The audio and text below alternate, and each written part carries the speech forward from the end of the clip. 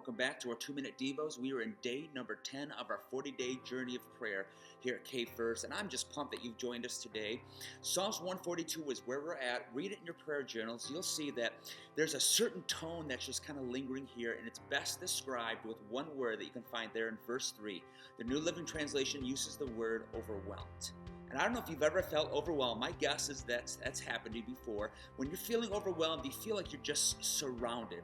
That something is on every side. It could be just the voices, the pressure, just things are just going on, and it just gets you to the place where you don't feel capable of moving at all. In fact, you just want to go home. You just want to go to bed. You just want to collapse. And that's exactly what the enemy loves to do with that feeling, that sensation of being overwhelmed. He wants to keep you from being effective. He wants to keep you from being obedient to God.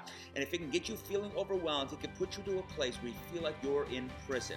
Because that's the other word that David uses. Verse 7 says, "Bring me out of prison so I can thank you." He's describing that sense of being overwhelmed as being in prison. But catch what he says next. "The godly will crowd around me, for you are good to me."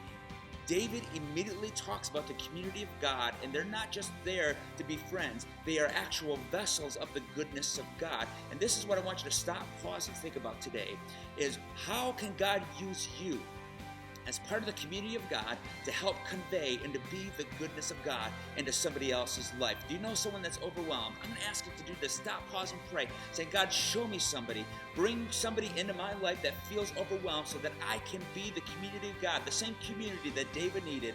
Help me to be that into somebody's life today, because today I want to be a vessel of the goodness of God.